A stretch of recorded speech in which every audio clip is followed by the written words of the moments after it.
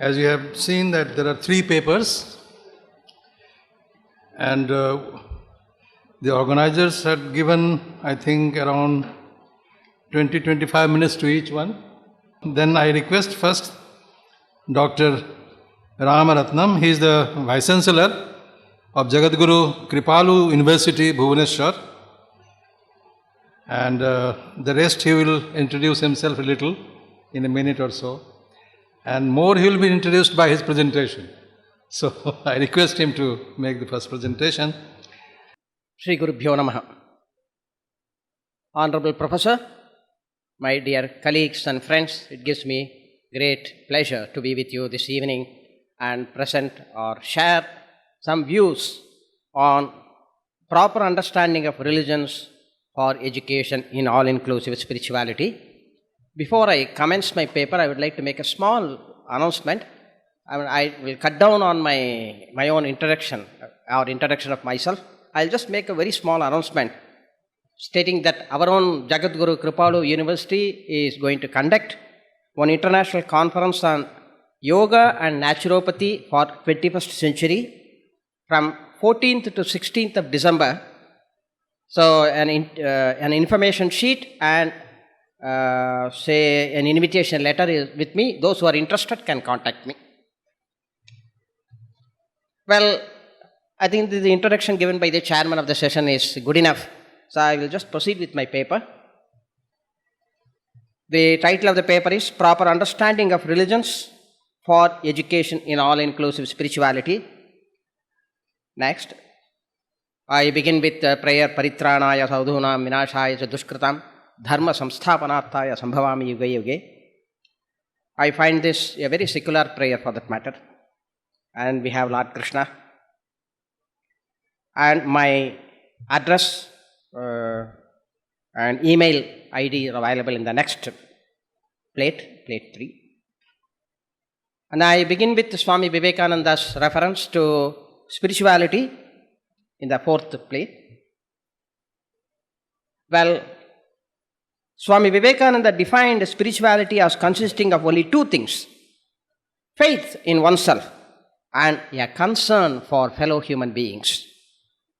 All the problems of the world can be traced back to the lack of either one of them or both.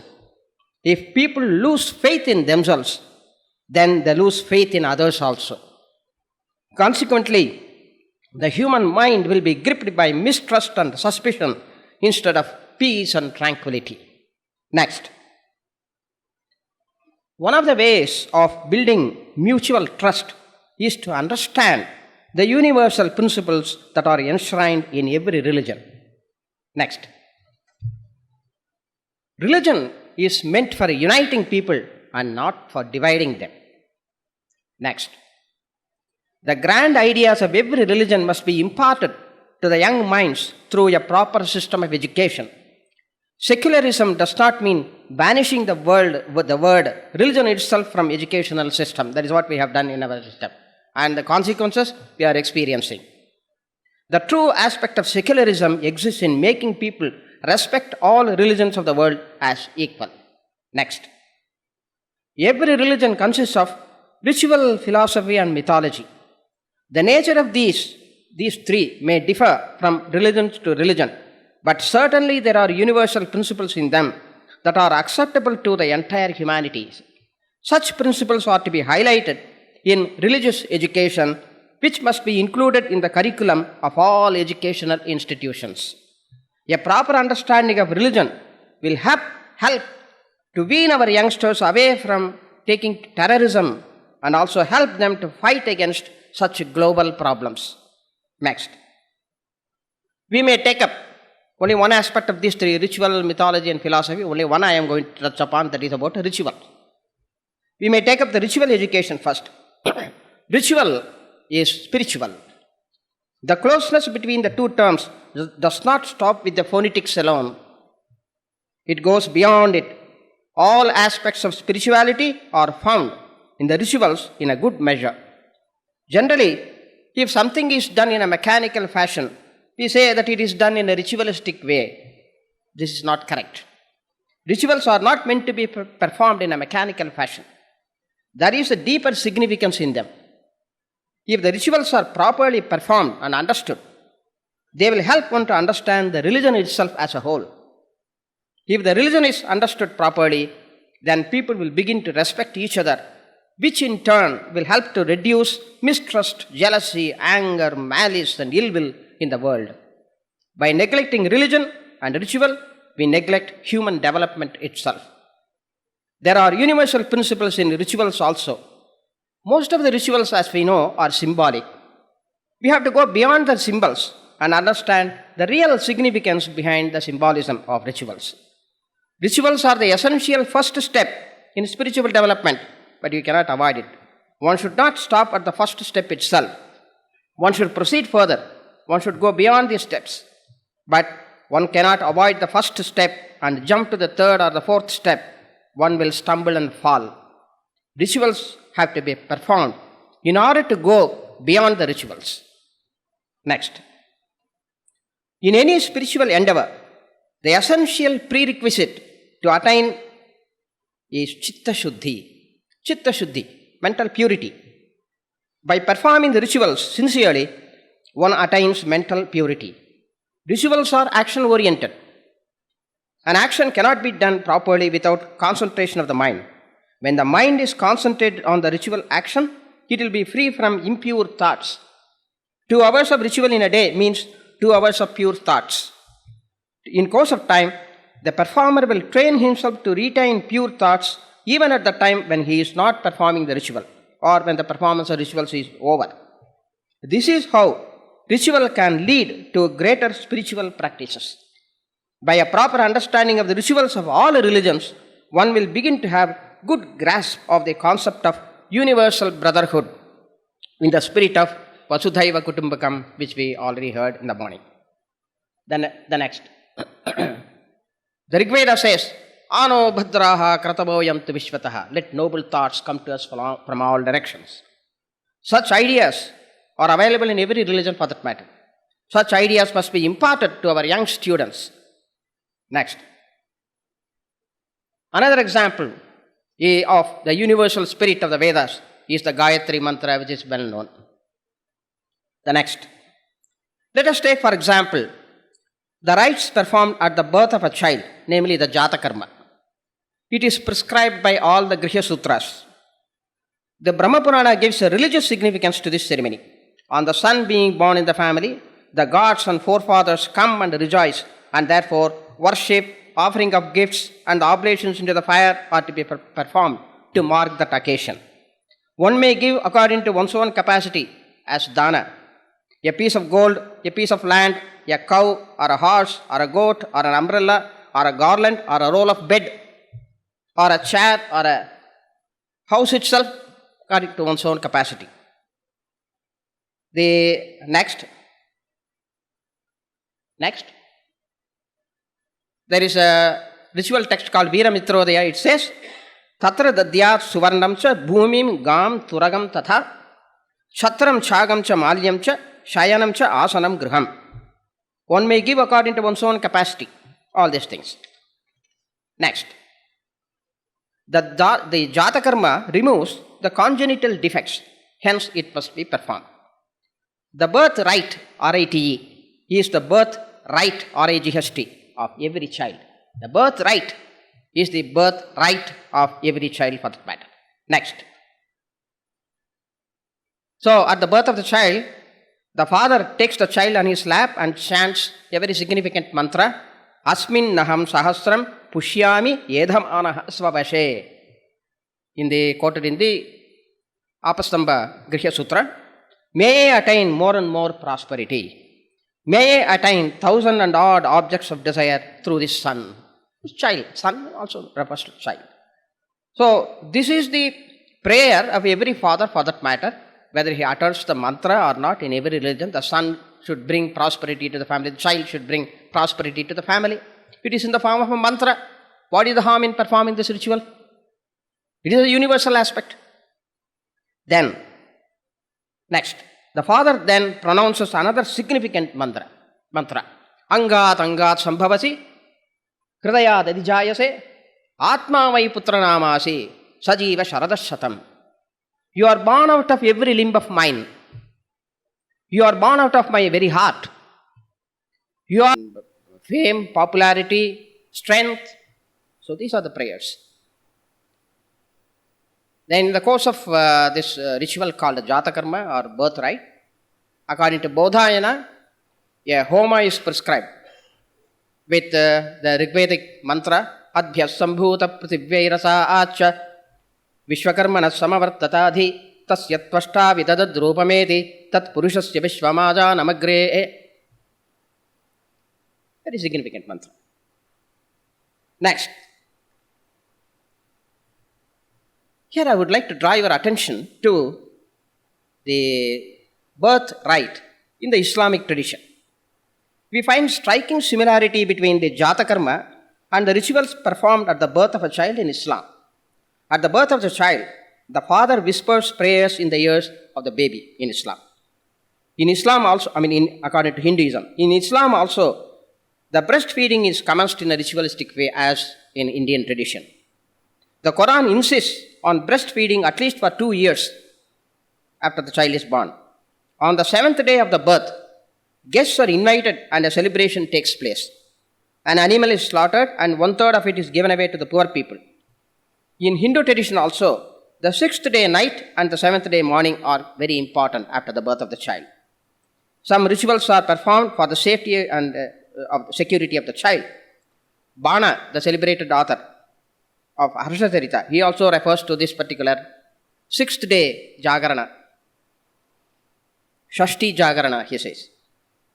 In the Islamic tradition, the child is given a ceremonial shaving of the head on the 7th day. Another important ritual at the birth is tahneek. A little date is crushed and rubbed against the upper jaw of the baby. We have a similar ritual in Hindu tradition also. They have scientific significance as well. Newborn babies face danger of, dying if the blood sugar level is too low. A drop of sugar water or the date paste given to the child will prevent such a danger. The tahneek ritual also gives the muscles of the mouth some exercise for the baby and helps in the blood circulation in the mouth. It will help the child to suck the mother's milk comfortably when the jaws are moved. Next. The Christian ritual of baptism may also correspond to Jatakarma to some extent, though baptism can also be performed for elders when they are converted to Christianity from some other religion. But infant baptism is the most common ritual in Christian tradition. The word baptism is derived from the Greek word baptismos, meaning washing, evidently with water. As such, immersion or submersion in water is an important part of baptism. Baptism is meant to save the person from sin and also lead him to salvation. Through the waters of baptism, just as water, sprinkling, punyaha vachana, all these things are important in Hindu tradition, so also baptism is such an important ritual in the Christian tradition. Am I correct, sir? I hope. Therefore, it is done in a spiritual way, and through the waters of baptism, those who are born into this world, draped in sin, are not only born again, they are free from bondages, but being stamped with spiritual seal that they become and they are able to receive other sacraments. The infants are baptized in the name of Father, of Son, and of the Holy Spirit. Just as in Indian tradition, the whole ritual is dedicated to the respective gods. Now we will turn our attention to the naming ceremony.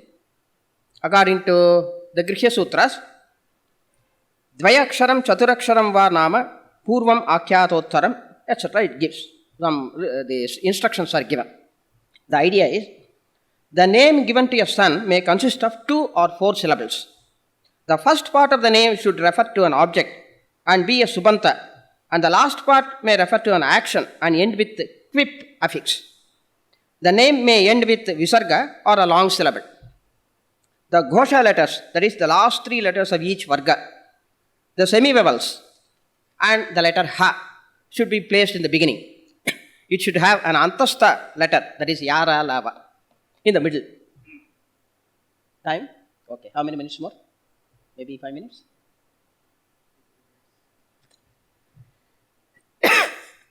Therefore, I will rush through. So, what I find is that in the Christian tradition also, I have written a longer version here. Next one. In the Christian tradition also, the naming ceremony has very important aspects. You can just go through the plate. And then I have made some comparison of the wedding ceremony in Hindu tradition, Islamic tradition, and Christian tradition for that matter. And then, next plate. Next. The next one also. One of the most important most important aspect of Indian wedding is Saptapadi. I will just read the translation. May Vishnu follow you and protect you in all the steps. 7 steps the husband and wife take together, holding the hand together. The first step is meant for abundant food. The second for progress. Third for austerity. Fourth for happiness. Fifth for wealth, cows. The sixth for the benefit of seasons. Seventh for the blessings of the holy priests. The Kalidasa also says, Sakyam Saptapadina Muchyate. Therefore, see, the Saptapadi is such an important ritual. And then next one. In the Christian wedding also, we have the wedding ritual starting with the worship and done in a ceremonial fashion. And then in Islamic tradition also, we have very important rituals. It's a very significant, very important. And then next, after the wedding is over, the husband and wife move to the husband's wife. There are certain rituals to be performed when they undertake the journey for the first time. And then another significant thing is, after they reach the husband's wife, on the 4th day, the husband and wife unite. Not immediately after on that day itself, on night itself of the first day marriage. They have to wait for 3 days. They have to take only bland food.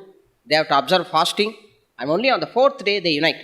The idea is that sex is very important, of course, for human life. But that is not all in human life.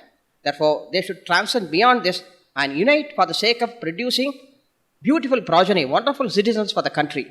Therefore, that aspect of uniting for the sake of the world, that should be emphasized in the Chaturthi Karma. That is what we find here. And then next,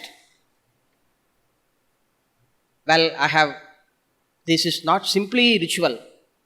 There are many instances of the importance of rituals that are quoted in, you would have seen in newspaper cuttings, how just a few words uttered will help a patient to get up from a very critical condition and walk away. A few words can one do this miracle. Then you can understand the nature of the mantras, which have got such a wonderful, verbal effect and all that. Therefore, I have given certain instances of such practical aspects of ritual, how it has helped people to improve in their life. And there are 3 or 4. Please rush them. Let us rush through them.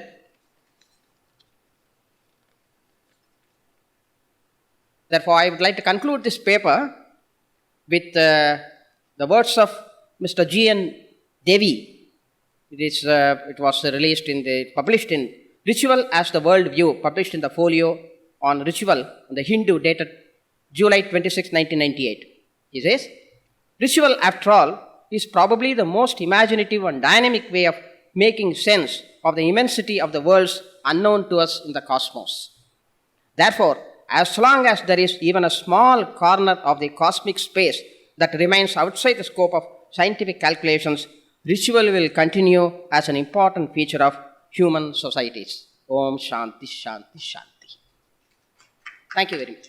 I thank the chair and thank every one of you for having attended this session. Thank you. I request Dr. V. Pramila Kumari to present her paper, Significance of Teacher for the Performance of Society. She is from Shankaracharya Sanskrit University, Kaladi. Respected Chair, distinguished scholars, my dear friends. My topic is Significance of Teacher for the Reformation of Society.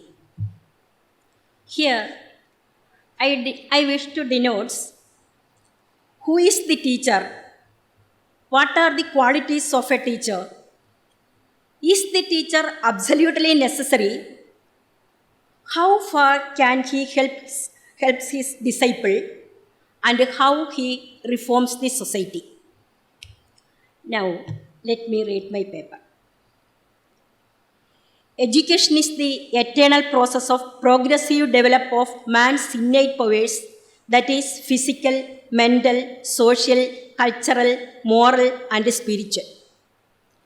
Good education is necessary for improving what we have for planning, what we will need, and for providing us with the capacity and skill to face the future with confidence. Education is a man-making process. The teacher is the maker of man. When we think of educating a man, we cannot leave out the social structure, the social process, and the social influences under which man lives. The relation between education and society is a mutual dependent on. True education is wise direction. To direct the child correctly, teacher must know the goal which the child is required to reach. He can put him on the right track when he knows the child's goal, can suggest the means to achieve those ends. He must also know the elements and aspirations of the society to which the child belongs. Then the teacher is able to direct the child towards good social and personal standards and ideals. The first point is, who is a teacher? Teaching is a noble profession. Every Dick and Harry cannot be a teacher. Only selected few can teach.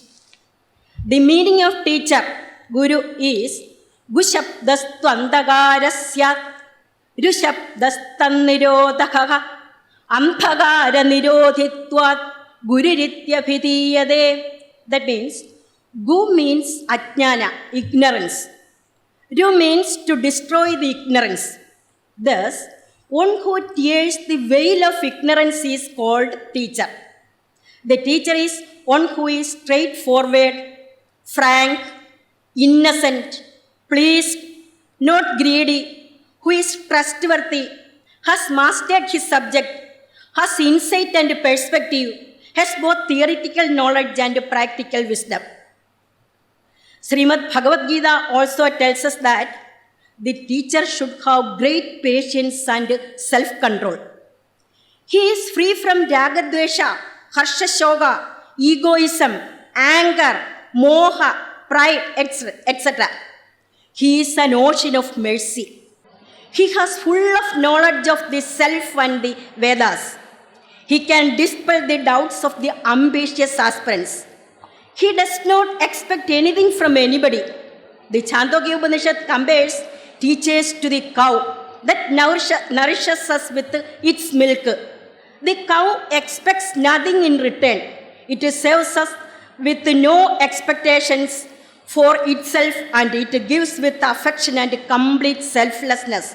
So, does the teacher give advice to his disciples with no expectations? In idealism, the teacher must understand his pupils thoroughly. He must be a personal friend, philosopher, and guide to his pupils. He should present high standards of behavior and conduct before his pupils. In naturalism, the teacher is only a setter of the stage, a supplier of materials and opportunities, a provider of an ideal environment, a creator of conditions under which the natural development of the child takes place. Pragmatism considers the teacher as an arranger of experience. Swami Dayananda says, the teacher becomes the second parent of the child.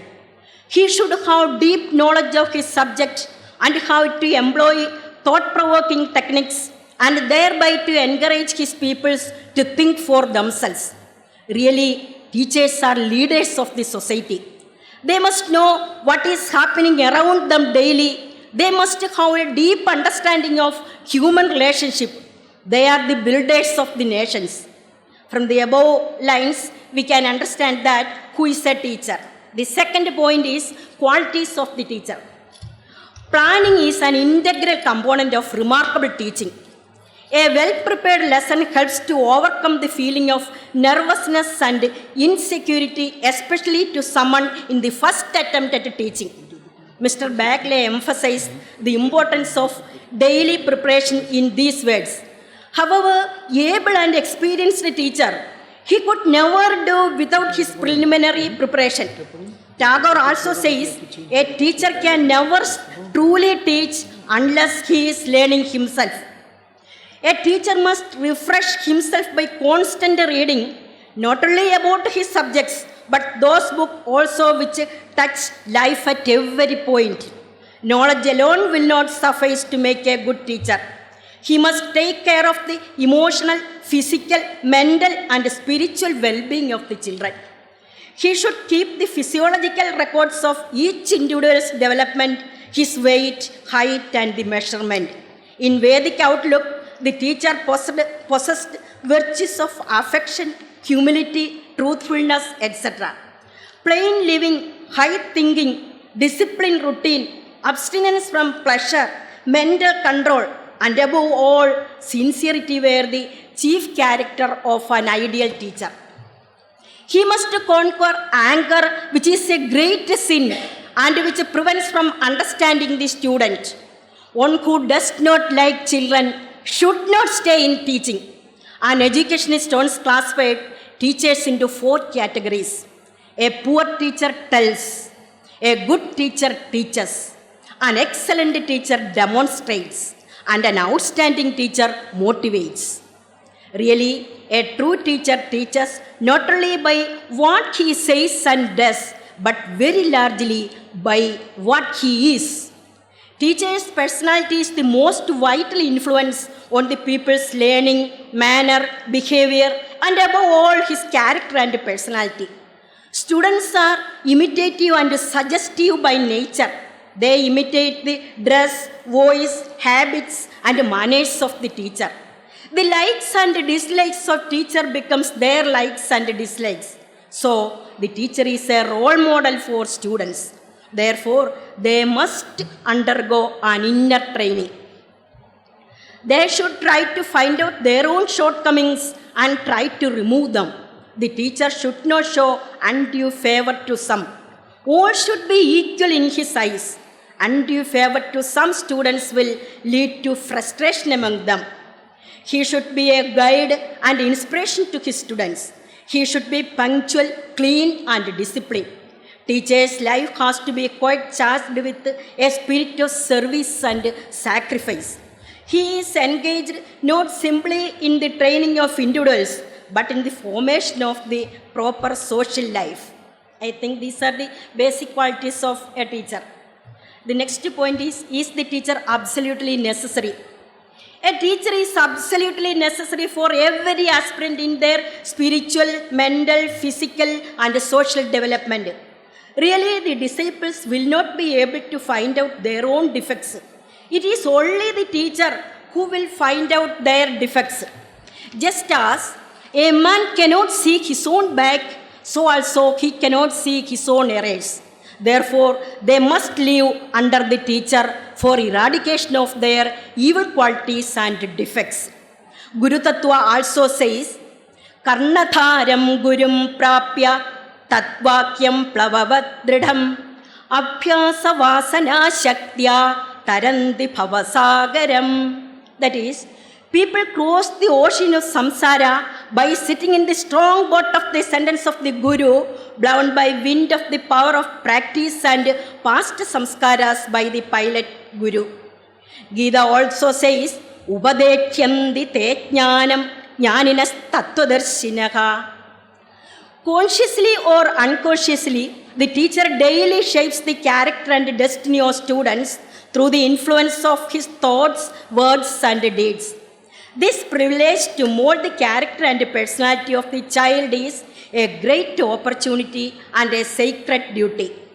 A teacher's conduct will always reflect in the conduct of his pupils. Therefore, the teacher's character should be ideal in order to make the pupils disciplined. According to Montessori, teacher is a gardener. She thinks that the teacher could care for the child like a gardener who cares for the plant so that the natural growth of the child is properly guided. All great men have their own great teachers. For example, Shvedaketu learned the nature of truth from Uddalaka, Maitreyi from Yajnavalkya, Phrugu from Varuna, Narada from Sanat Kumara, Nachiketas from Yama, Indra from Brihaspati, and several others humbly went to the teachers, observed strict brahmacharya, practiced rigorous disciplines, and learned Brahma Vidya from them. Even Devas has their own teachers, that is Lord Krishna from Sandivini, Lord Rama had Vasishta, etc. We cannot reach the goal without the help of teachers. It is said in the Guru Tattva, Dullabho Vishayatyago, Dullabham Tattva Darshanam, Dullabha Sakajavasta, Sadguroha Karunam Vina. That is, difficult it is the renowned sense object, difficult is the vision of the truth, difficult is the attainment of self-realization without the grace of the teacher. It is said that the destiny of a nation is shaped in its classrooms, and it is the teacher who is very important instrument in molding that destiny. Bhagavad Gita Shankaranandi Vyakhyana says, Upasida degameva sadgurum brahmavittamam idi. Tada tasma shastrajnam tattvatnanja gurumashrayet.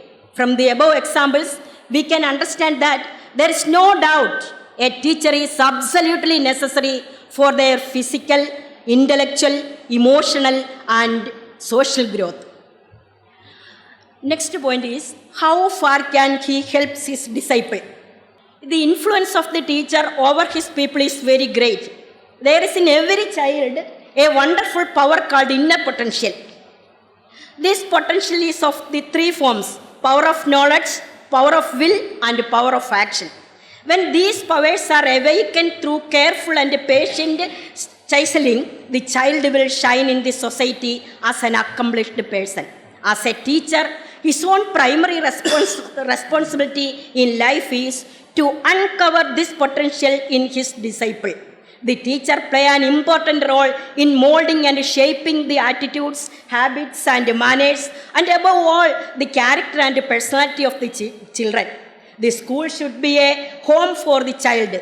The teacher's motherly affection, touch, kindness, understanding, and concern for his people enriches him, and thus he becomes an architect of society. Words of appreciation can work wonders in the life of people. Love is the most powerful medium to transmit values.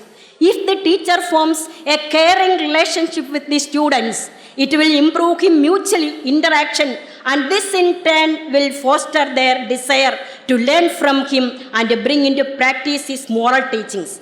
Even a small act like wishing a student on his birthday or inquiring about his family will build a close relationship.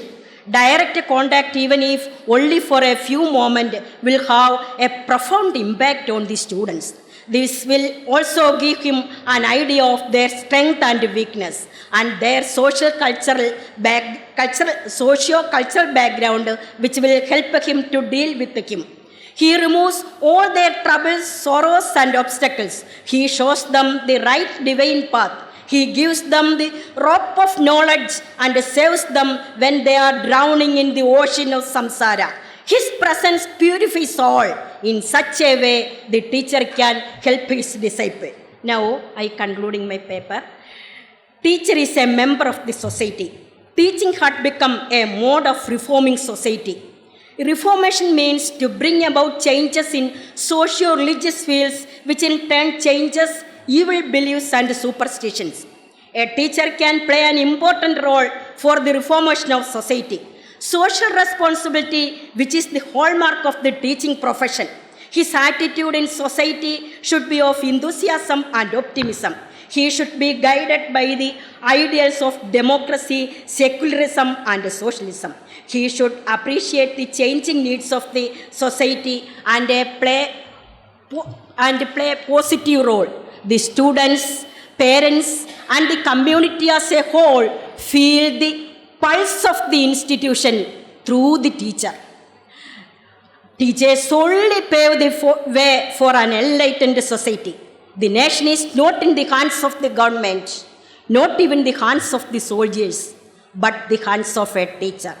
From the above views, it is clear that the teacher can play an important role for the reformation of society.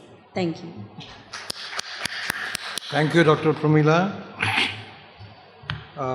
Now, finally, I request Professor Rajiv Ranjan Sinha to make his presentation. Then we will take up for discussion. निषिद्धैरप्येभिर्लुलितमकरन्दो मधुकरै करैरिन्दोरन्तश्छुरितैव सम्भिन्नमुकुलः विधत्तां सिद्धिं no श्रवणसुभगामस्य सदसः प्रकीर्णः पुष्पाणां हरिचरणयोरञ्जलिरयम् अज्ञानतिमिरान्धस्य ज्ञानाञ्जनशलाकया चक्षुरुन्मीलितं येन तस्मै श्रीगुरवे नमः. Respected Chairman Sir and Sabhyas, in my paper Dharma, the Pashupati concept vis-a-vis education, I have tried to raise the question, the modern education, where it is failing, why we are not being successful to produce a real educationist, a real person. Especially we see the persons educated, they are committing such a crime that is a question mark to education. And at the same time, we are refuting dharma on the name of secularism. So, can dharma be helpful for education? And if yes, then what should be the form of that? So, this problem I have raised in this short paper. Close your eyes for a moment and imagine a perfect human being. Was this person in your imagination an illiterate? No. Right, I thought so. The idea of perfection does not start to take shape without the idea of being literate. Notice the emphasis on the word literate. We will come back to it later. So, if literacy precedes perfection, then why does it so happen that the biggest instances of malice, cruelty and selfishness are usually displayed by people who are quite literate per se? Is not it ironic that the country in Asia, which ranked the highest on the recently developed happiness quotient by Business Week, is also the country which has the lowest penetration of technology per capita? The country in question here is Bhutan. Something does not seem right. Is the pursuit of knowledge and technology not leading us to the final destination of righteousness and hence happiness? Let us give the question the thought that it deserves, and for doing so, let us go back to the concept of literacy. What I want to really emphasize was the overwhelming difference between the concept of education and literacy. Before we get into this, let me point out something interesting. In Sanskrit language, the word for literacy is Sakshara.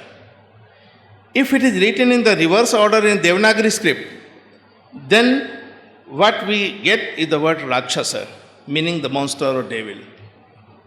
Let us build more on the point of difference between literacy and education. In Sanskrit, the module of education needs 4 factors.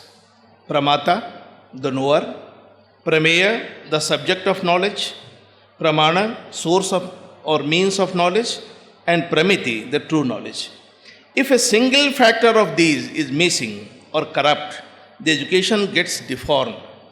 Nowadays, 3 of these factors, except Pramata, the knower, are cared much, but lesser pain is taken to prepare a perfect or at least capable knower.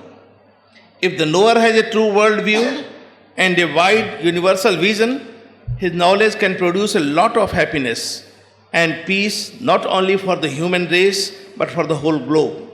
So, it is the quest of the day to explore the true nature of education and the knower. Let us dwell more on some more Sanskrit definitions. For the organized groups of creature, Sanskrit literature provides two words, samaja as well as samaja. The commentator has explained it to make a distinction as the organized group of animal is samaja, while the organized group of intellectuals possessing wisdom is samaja. The former samaja strictly follows the natural laws to maintain its existence with a rare possibility to make a change which is unavoidable due to environmental pressure. Think of the great migration that happens by the beasts of Africa or the birds' migration which happens along a flyway between breeding and wintering grounds undertaken by many species of birds.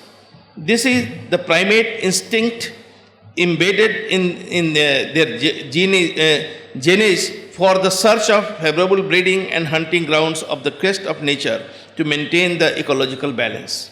The latter, Samaj, formulates its own laws not only with an intention to maintain its existence but to discover the new horizons of its development as well. It has all the possibility to develop from animality to divinity. By birth, every creature is an animal. Only the human being has the capacity to emerge from animality and to develop up to divinity. So, what are the tools that can lead us to the development?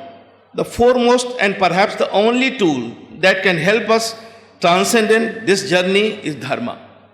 This concept of dharma is not strictly religion, the loose English translation of this word.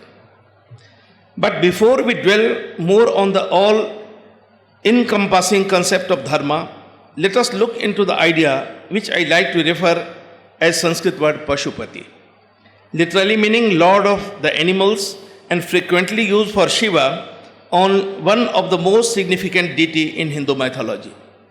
This compound word can also be derived as from animality to divinity.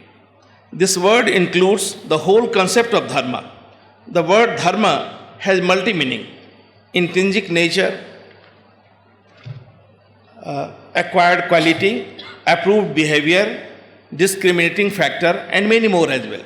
To illustrate this, we may look into three sentences. Burning is the dharma of fire. Second one, there is no better dharma than to help others. And third one, human being and animal are similar on account of hunger, sleep, fear, or sex feelings. Still, human is distinct as he possesses dharma. In the first sentence, the word dharma represents the inborn, God-gifted quality of fire. For such quality, one needs no effort. It is natural. In the second sentence, the referred word represents the earned quality. It is not nature gifted, but we cultivate it through vigorous effort. In the third sentence, it stands as distinctive factor. Here I refer to this third meaning of dharma, which discriminates us from animal, and hence the concept of Pashupati that reflects this idea. Let us go deeper into this concept. Human beings have multi-dimensions. It ranges on a continuum on a scale that starts from animality and moves to divinity. Humanity lies somewhere in the middle of the spectrum. This point, I assume, would be abundantly clear to the reader. After all, it is not that the entire time animal is four-footed and lives in the forest. He could be a young man with an automatic rifle killing innocent kids and families in a mall in Nairobi, or a pious-looking zealot blasting himself in a mosque. Through appearance, he may be called human being by some, but actually he is an animal. So, animal can be coined as the creature whose every behavior is self-oriented. This is the lower limit on the humanity spectrum. The upper limit is Pati, the divine. The divine is that whose self-feeling is so broadened that the whole universe is covered by that. He is free of dichotomy of my and thy feelings. He does not offer for some gain or appreciation, but is too sensitive to ignore others' grief or pain. In between these two ends is humanity. The tools for this development from animality to divinity, as we agreed, is dharma and education. Among the multi-dimensional definitions of dharma, The simplest and clearest is by Patanjali in his treatise Mahabhashya, Jnana Purvaka Prayoge Dharma. If we act with a proper knowledge behind for our uplift, that is dharma and nothing else. That is, true knowledge governed action for one's uplift in dharma. Only thinking, never acted upon, is simply academic burden of no use. And some imitative action without proper thinking behind is only hypocrisy, irrespective of how much pious or appreciable it appears. Thus, dharma is an equilibrium of proper knowledge and action which helps to develop from animality to divinity. The process of this transformation has 3 steps: karmakanda, disciplined action; jnanakanda, realization, that is transformation from doingness to isness; and bhakti, universalization, that is liberation and the self-created discreteness to lead others to liberation or at least eternal pleasure. Because bhakti, the word is derived from 2 dhatus, bhaju sevayam and bhajir vibhage. So, and the both etymological derivation come to the same result, bhakti. To cross the boundaries of animality, the first thing needed is self-imposed discipline. It is in the form of some do's and some don'ts. It is selected from adoption and practice from the experience of some authentic authority, that may be Veda, Quran, Bible, or preaching of some authentic person. With this disciplined thinking and behavior, obviously, one starts caring about somebody other than own self also. With this feeling, one crosses the barrier of animality. This is called karmakanda. The action which physically may vary according to culture and environment, but has an imperative value. It's disobey, it retreats to animality. With the unceased practice of this discipline, the doing becomes the part and parcel of oneself. Now this discipline transforms into intrinsic value, change into easiness. Both these situations on the surface appear to be similar, but there is a significant difference. While we do something with I consciousness, either good or bad, it produces some result which creates some binding. But in the state of easiness, action happens, some result also appears, but sans I consciousness, it fails to bind. Thus, the person experiencing or being simply the agent of that action remains liberated. To measure how far one has moved away from animality and towards divinity, the parameter is expanding relationship. And this concept is not difficult to grab or practice. If somebody simply and only cares for himself, he is an animal.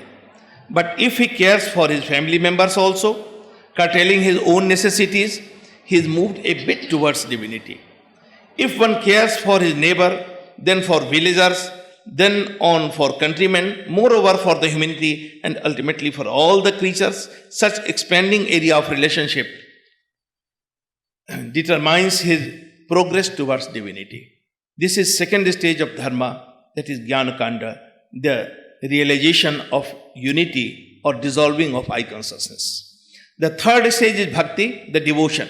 In this stage, a personality which in the beginning was self-centered now becomes universalized. The person feels everybody in himself and himself in everybody. He becomes incapable to act anything to other which is unpleasant for himself. This is the state of fusion of self into universal, fusion of self-will into general will. Again, this word has the identical form, etymologically derived twofold in Sanskrit language, meaning devotion as well as discreteness. Bhajir vibhage bhakti. So, in this stage, the enlightened or liberated soul does not feel satisfied to enjoy the situation alone.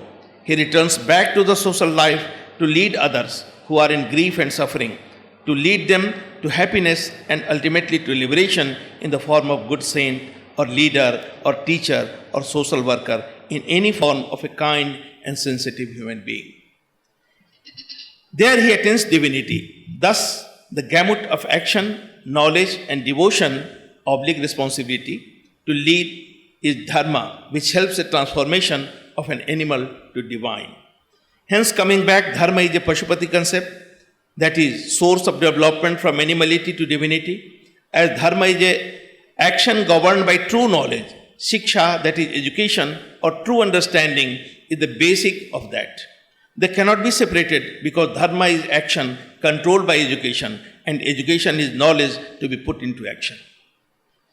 It has also 3 stages for acquisition, vis-a-vis Dharma and Shiksha. So it has also 3 stages.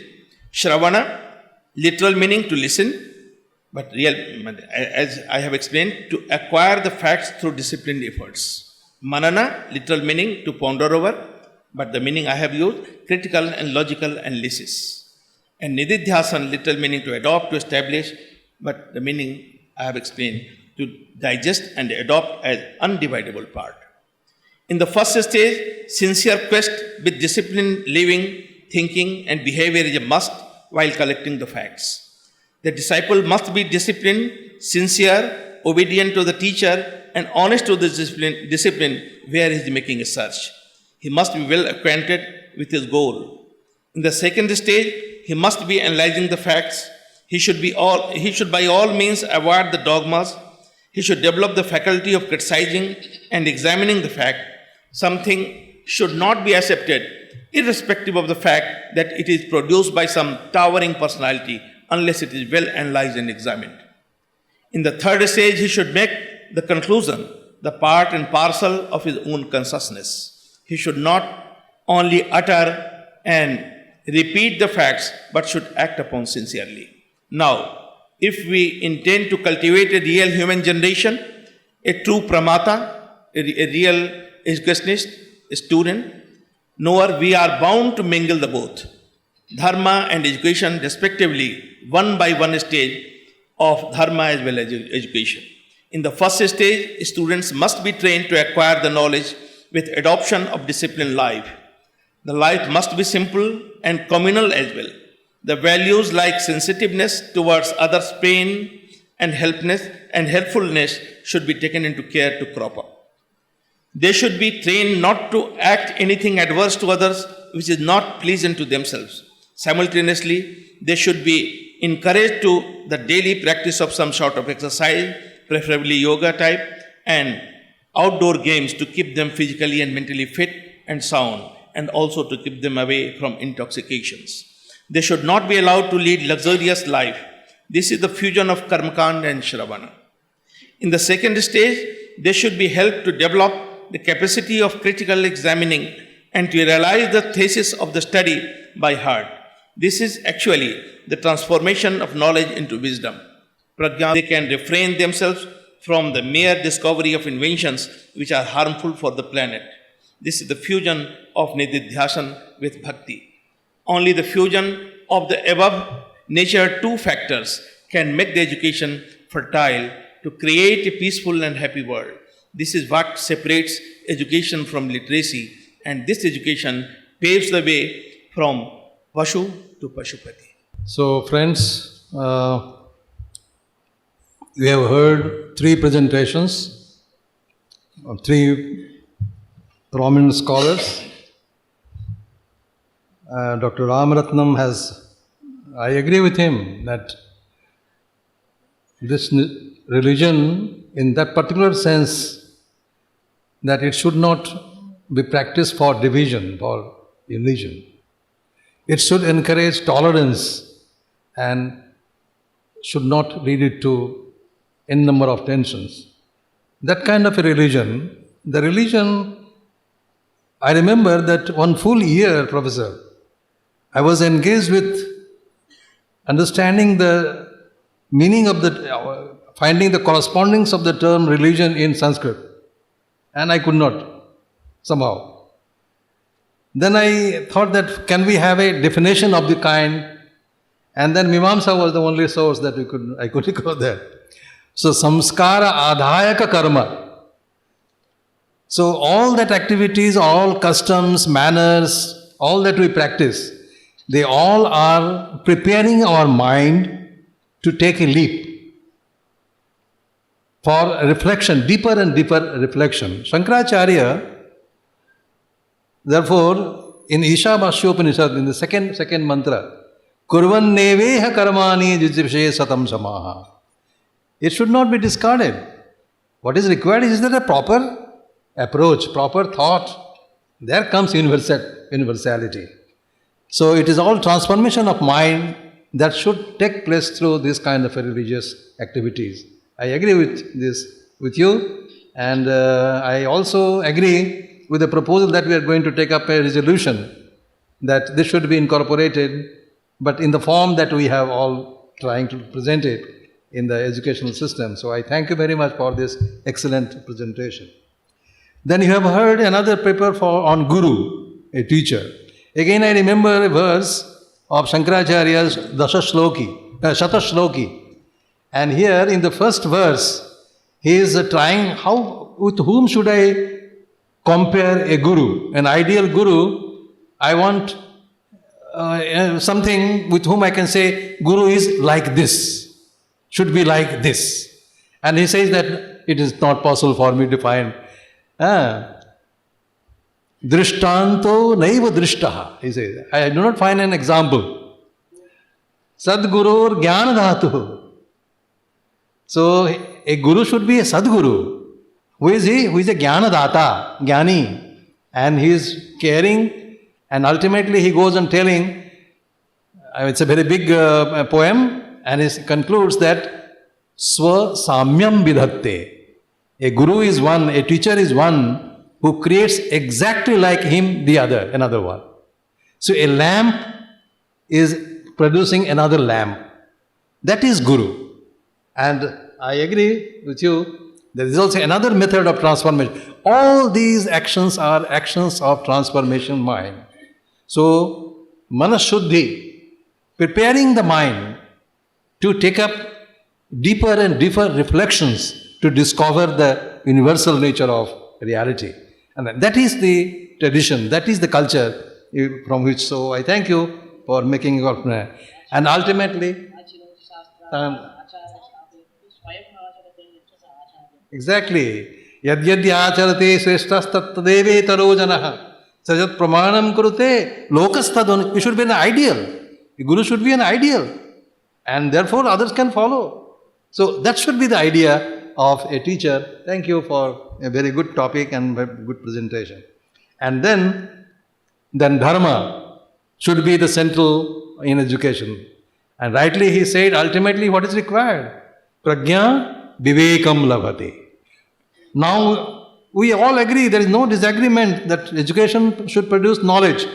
But is it that the end of education? Education should produce knowledge. But knowledge for what?